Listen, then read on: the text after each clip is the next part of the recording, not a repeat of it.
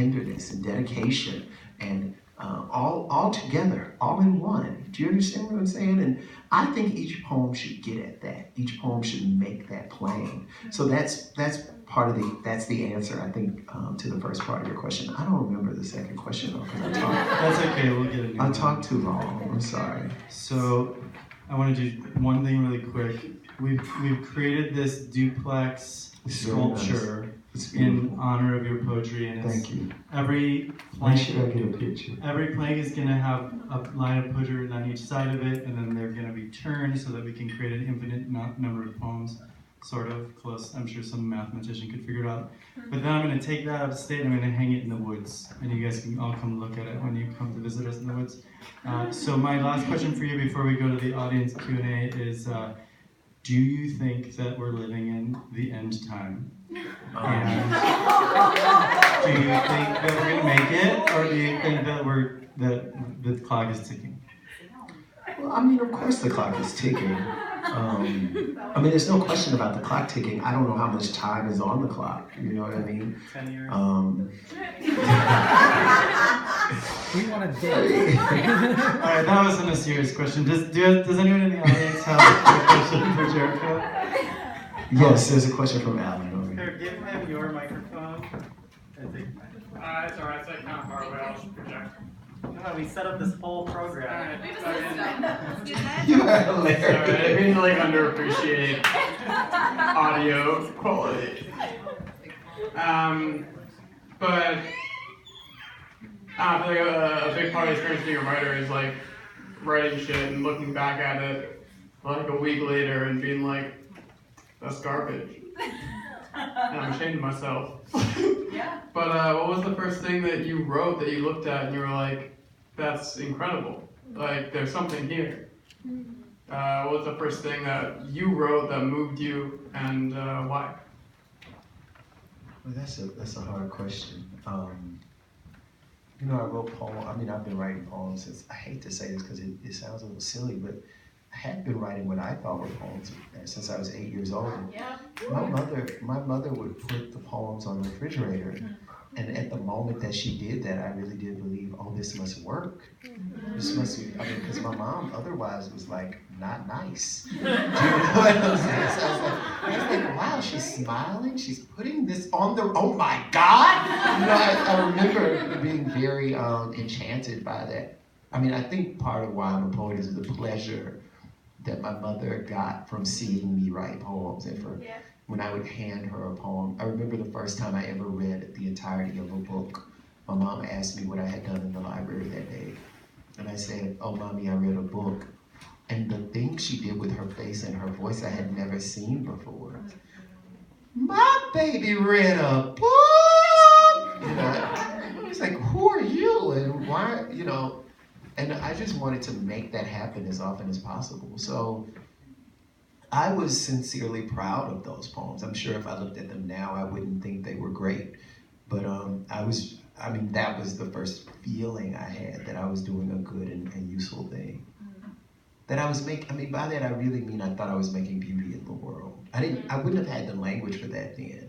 But I really did think, oh, this must be beautiful because look at my mom's face. She has the face of somebody who looks at a sunset, or somebody who sees somebody who's really fine. That's how she's looking right now. Do you understand what I mean? And that means I made beauty in the world. Yep. Yes. Yes, sister. Yes. I have an immediate follow-up to that, because what that means is that this experience of thinking that your own work was like worthy was predicated on the way that a particular audience member reacted to it. So was there a point when you were the audience that reacted to it in the way that validated it?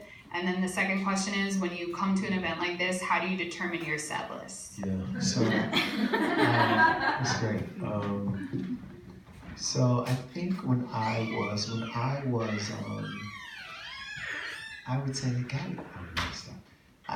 when I was 19, I read the poems of a poet named S.X. Hemphill, and I felt like somebody was in my business. I remember reading this book. It's a book called Ceremonies, and I remember reading it and looking over my shoulder as I read it because I was afraid that someone would see me reading it. I felt like it was secretive and maybe sinful, and you know what I mean? And I think since that time, when I write my poems, I think about that kid, that 19-year-old. And if I'm writing my poems for anybody, I'm probably writing them for him, you know, or some version of myself since then. And I think I'm able to finish poems. You know, sometimes I write a line of, you know, when you're writing, you feel like you're a super person, you know? You feel like, oh, look at Yeah, everyone feels that way.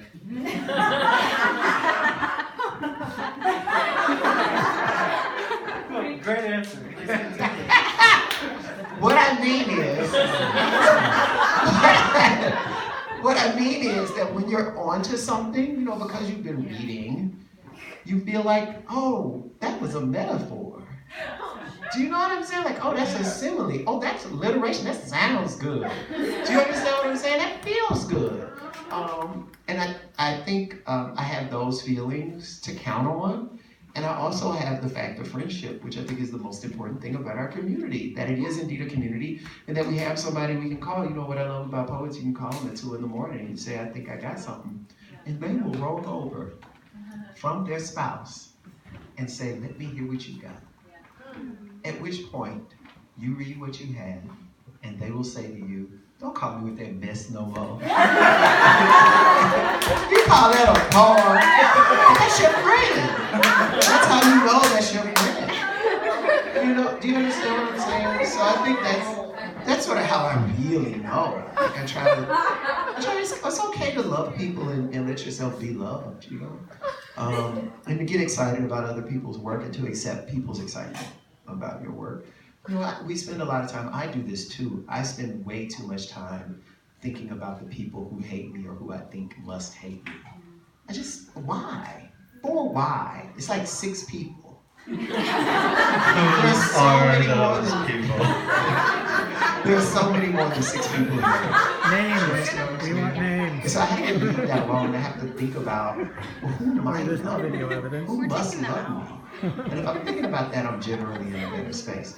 I do make a set list, but I sort of think, what will Stephanie like? What will Nick like? Jericho! You know, like I have these poems that I think quote unquote work, like they're She poems I likes probably chocolate read a chip ice cream lot. and cookies. Because I had this sense that, oh, when I read this poem, it works. Like people respond, I might sell some books. Do you know what I'm saying? And then but that's only a few poems. And then after that, I fill in depending on who I'm reading for, and I try to pick poems that I think they would like. One more question from the audience. It's over already. Too bad I'm not already. No, I have a bunch more questions. If you